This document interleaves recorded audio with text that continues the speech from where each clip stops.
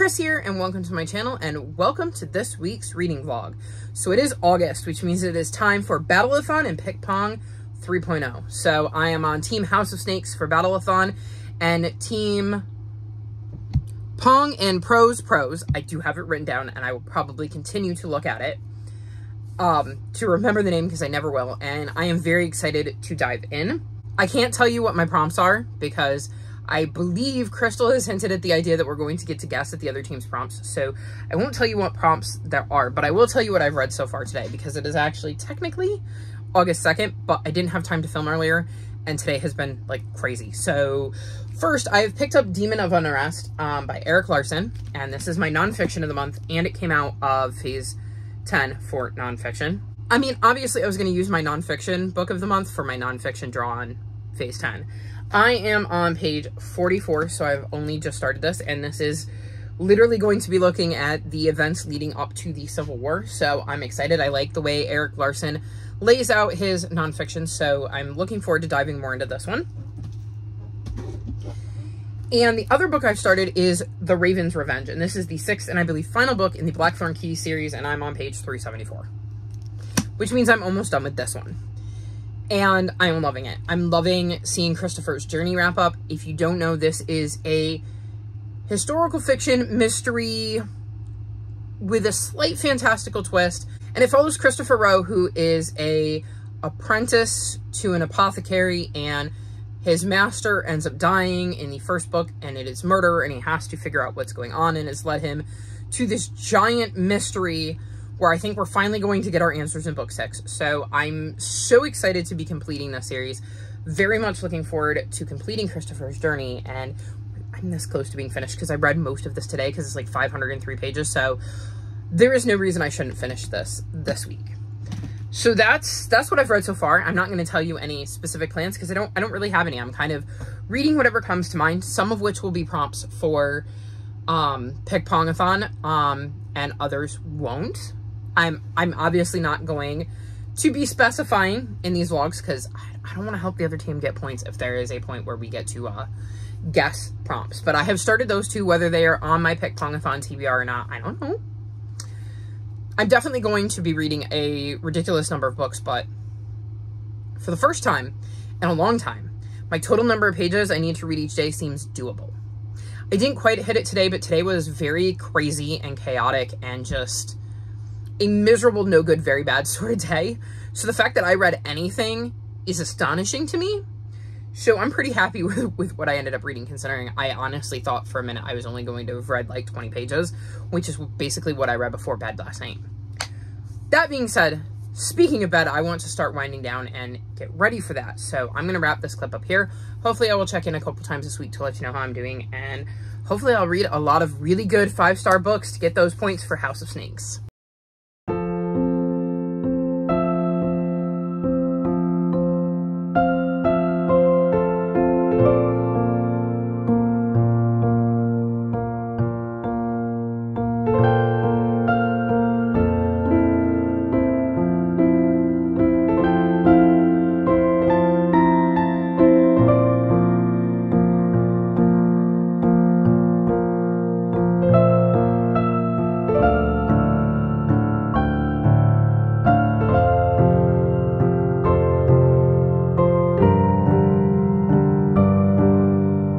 So the first week of August is officially at its end, and I haven't really checked in. My August started off pretty bumpy, and it wasn't until yesterday that I really felt comfortable being on camera again, so I just decided I wasn't going to be.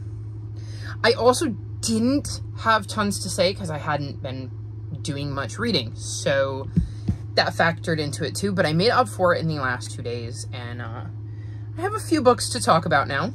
So this would conclude the first week of PickPong, because we get a standings update and there are the possibilities of rewards and punishments. But the first week of Battleathon I don't think ends till the 10th, so I still have time for that one. So the first book I finished in August was The Raven's Revenge, and I gave this 5 stars. So this is the 6th and final book in the Blackthorn Key series, and I just absolutely loved the way this wrapped up. This sucked me in from the word go. I did not want to put it down. I flew through this book, which, given the way my month started and the way I read everything else, really goes to show you that it earned every single one of those stars.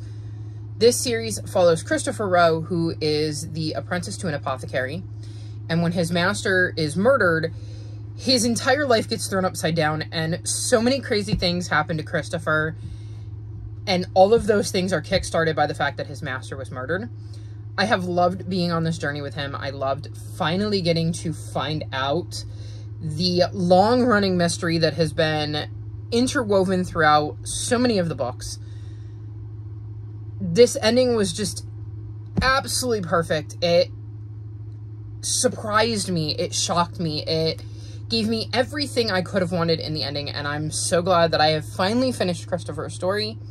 I'm really glad I did my reread, so everything was fresh in my head, and so that my attachment to the characters was also there. And I'm going to miss spending time with Christopher and getting to see him puzzle through the mysteries that he's been going through. But this is a series I could definitely see myself rereading again in the future, so maybe I'll come back to Christopher and Co. someday. But this was just an amazing end to the series, and I can check a series off my series to continue list, which is always a good feeling.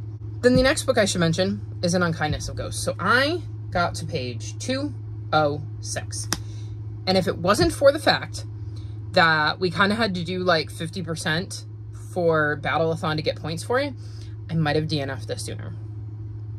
Because I'm literally sitting here and I'm going, I know it followed a person, Aster, and she is treated awfully, and she lives on this ship where, like, the lower decks aren't treated as good as the higher decks.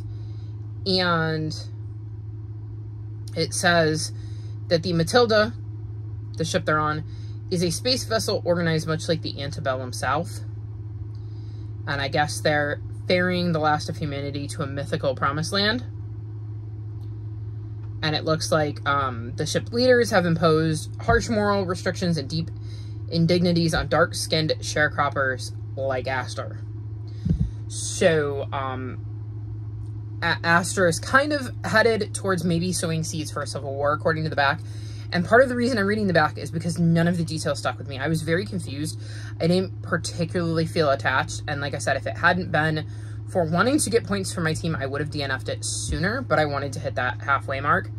I got a little farther than that because it said 50% or 200 pages. And I didn't know if that meant if I was reading an 800-page book, 200 pages, or if it meant that I needed to read 50% of the book or 200 if that was higher than 50% of the book. So we just got to page 200 and finished that chapter, and I was like I said, I was confused. I wasn't particularly attached to Aster, and at over halfway through the book I probably should have been, and I just didn't really care about what was going on. So I am DNFing this, and I'm going to move on to something that I will hopefully enjoy a little bit more. Then I read Zachary Ying and the Dragon Emperor, and I gave this 4 stars. So this follows Zach, who has an AR headset that gets possessed by the first Emperor of China. And Zachary is Chinese American. He doesn't really know much about his history, which is why when the first Emperor tries to possess him, it doesn't work, and he ends up being part of this virtual reality headset thing he's got.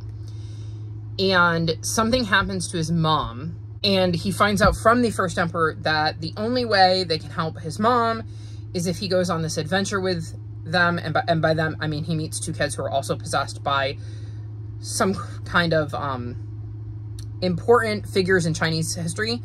The problem is that as this is going on, he's kind of learning Chinese history on the fly, and that is definitely not the easiest thing to do. So we see him go on this journey, and it is quite interesting to see him kind of struggle with that. The idea of going back to China, learning more about his history, being terrified for his mom, and trying to muddle through everything that is going on because his entire life has been thrown into chaos. And I thought it was quite interesting. I enjoyed the journey that he went on and seeing how he started to discover more about his heritage, and kind of learning along with him because I don't know much about Chinese history and Chinese myths and anything like that. So I thought that was really intriguing, and I always enjoy learning about a new culture. like I said, he was on this journey with two other people, Simon and Melissa. And it was interesting seeing the difference between Simon and Melissa and Zachary, because their kind of possessions worked properly. So it's not like they're always these historical figures. They can switch it on and off, but like when the historical figure is in charge, Simon and Melissa kind of take a backseat. And I thought that was very intriguing to see the difference with Zach, where he's interacting with the First Emperor, but that's all it is. Like, the First Emperor can't force him to do anything, whereas Simon and Melissa don't have the same agency. And I thought that that difference was kind of intriguing and definitely put things into perspective and showed how Zach was different, and Zach not knowing these Chinese myths and history actually helped him out. What bumped this up to a 4 was the ending, because the ending was super intriguing. There were a couple of twists at the end that I was not expecting whatsoever and made me very excited for book 2.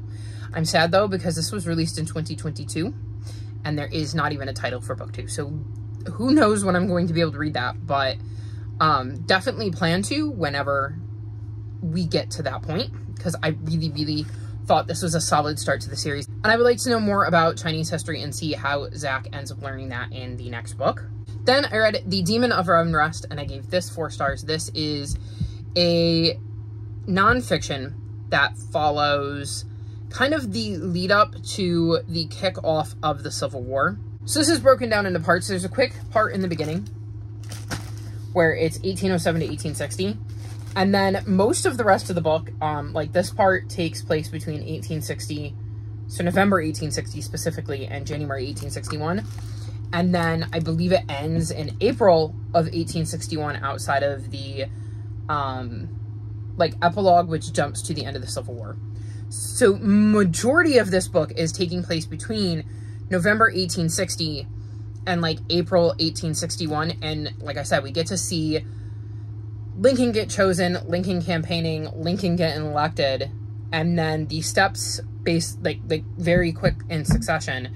And then these steps that Lincoln took between becoming president-elect and the start of the Civil War, like the thing that kicks off the Civil War and really jump starts it. And I thought that was fascinating. I don't think I've learned a super lot about that particular period of time. Usually when I'm learning about the Civil War, I'm learning about like the actual war, not like the 6 months leading up to it kind of kicking off. And so I thought this was really, really intriguing to look at some of the main players and the decisions they made that led to the Civil War, because it wasn't just one person, it was several people who were making decisions, and all of those decisions kind of snowballed and trickled down and led to kind of the point of no return. And I thought that was very intriguing.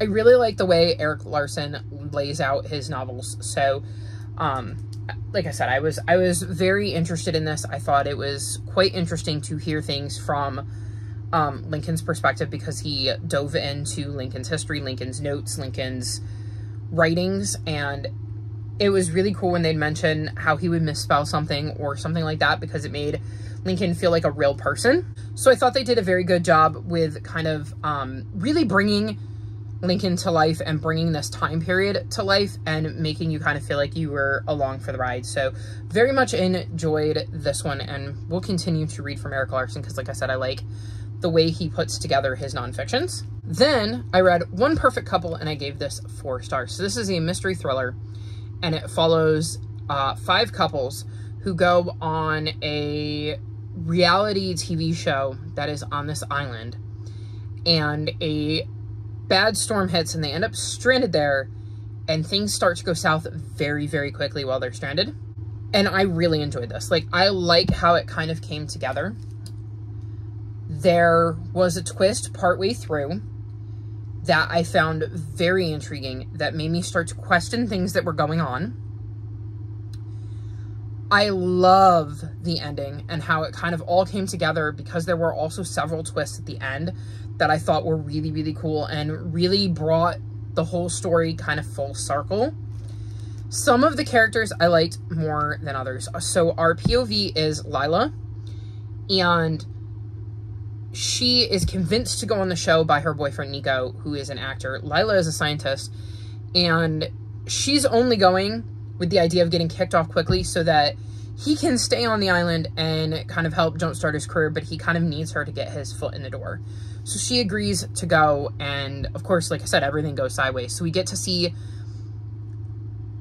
how she interprets the events that are going on, and it's coming from a much more like logical, analytical POV because of her background in science, and it is quite intriguing to see how she interacts with each of the characters, how we get to know each of the characters and start to wonder how much we can trust these people, given that we didn't know them and we're now stranded on an island with them and things are going very, very wrong. So I was very, very invested. I flew through this. I read a little bit of it at night, and then I knew I wasn't going to be going to bed until I finished it, and I didn't. So I read it in the space of like 6 or 7 hours. I had to put it down for a little bit, but I did read it in very quick succession, so I very much got sucked in. It is not my favorite, obviously, or it would have gotten 5 stars, but I did really enjoy the mystery aspect. Again, I liked the twist that happened, and I like how things wrapped up, and that definitely bumped up my rating because it was feeling like a 3.75 until the end hit, and then I went, oh, I really like this. So I enjoyed my time with this, and I always say that one of my favorite things in mysteries, like mystery thrillers, is a closed door mystery where stuff is going on and you know who all of the players are because they're like trapped somewhere, like say on an island after a giant storm.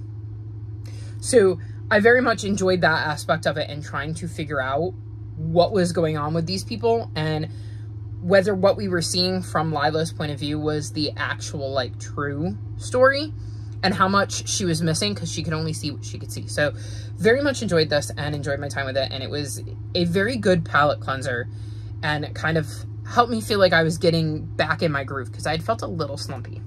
So kind of perfect book at the perfect time, which led me into doing a reread of The Whispering Skull where I gave this 4.25 stars. So originally I read this in, I want to say like February of 2022, and I gave it 3.75, and I can remember saying I think I would have liked this more had I been physically reading along because I don't think that I paid attention to the audiobook well enough to really get the full gist of the story. I think I missed things, and I was absolutely right because like I said, I enjoyed it much more upon reread. I'm also better at listening to audiobooks now, and I had literally just read book 1 like a week and a half ago, like reread book 1. So everything was really fresh in my head, which I also think helped because I don't know when I read The Screaming Staircase the first time around, but I think there was definitely a gap between book 1 and book 2, like a much larger gap than I had this time. So Lockwood & Co. follows Lucy, George, and Lockwood. Lucy is our POV, and they are, well, Lockwood & Co. They are kids. I mean, they're not little kids, but they're like teens who investigate kind of paranormal situations because in this world, only kids can sense and see and interact with those entities. And so they have to go in and be the ones to kind of clear out any hauntings or stuff like that. And so there's a bunch of different teams, and Lockwood & Co. is one of those teams run by, well, Lockwood. And we get to see them kind of dealing with different cases. And in this one, there is going to be a Whispering Skull. In addition, they're going to be going to a cemetery because there is supernatural trouble happening and a coffin needs to be sealed, but George ends up getting into trouble there and attracts a horrible phantom. That phantom's release creates all sort of chaos, and Lockwood & Co. get kind of brought in to help clear up that chaos. They end up making a bet with another kind of crew who has also kind of been put on this case to clear up some of the chaos, and we get to see them go about trying to fix the mess they unintentionally created. So very much enjoyed this one. I enjoy the bond between Lucy, Lockwood, and George, and I like seeing how it changes throughout this story. I was very intrigued by the mystery because I basically did not remember anything. There was like 1 or 2 scenes where I was like, yeah, I remember this. But for the most part, none of the details had stuck around. I certainly did not remember how the book wrapped up or the ending or anything like that. So definitely was a good thing I reread this, because I feel like there's important things that are happening in this one that will affect the third book. So I really needed to have the details here, because I feel like if I hadn't reread this one, book 3 would have also been penalized for my inability to recall the events of book 2. So very happy I made the choice to reread it, and I am quite looking forward to seeing what Lockwood, Lucy, and George get up to in the next one, because it feels like it's kind of all building. And I believe it's a 5-book series, so like we're gonna continue to see things build, and I'm very curious to see kind of where that goes in the third book. Then I started the Mysterious Benedict Society. I've gotten to page 36, so not very far into this chunker yet. I don't really have much to say about it, but I did start it, so this will be one of my priority reads for the next week. And I legitimately read the prologue of The Sky on Fire. I'm very, very excited about this one. I don't know anything about it other than that it's got dragons, and it's by Jen Lyons. And I loved every single book in the Chorus of Dragons series, so I'm very, very curious about this. And Jade from JD Ray Reads, who loves the Chorus of Dragons series and is the one who alerted me to its existence and made me excited and want to read it, and is why I tried that out, has read this and absolutely adored this. So now I want to read this because I'm hoping I love it as much as she did. So not much to say. I've only just read the prologue. So that was my week. And I can tell you that other than Raven's Revenge, most of that reading came between Tuesday and Wednesday, because I read all of The Screaming Staircase and One Perfect Couple between Tuesday and Wednesday. And then I think I had like 10 hours left in this on Tuesday and managed to finish that, which just leaves Zachary Yang, which I also finished on Tuesday, and I had like an hour and a half left.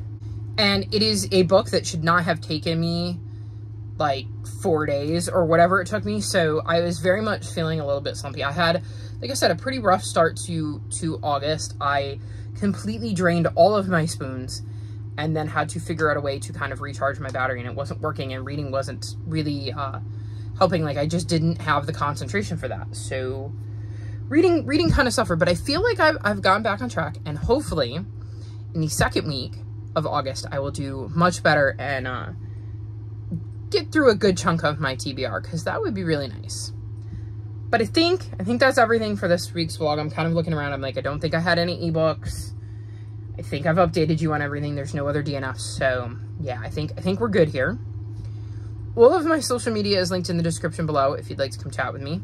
If you've made it this far in the video, leave me a skull emoji. Like this video and subscribe to my channel, and I'll talk to you next time. Bye!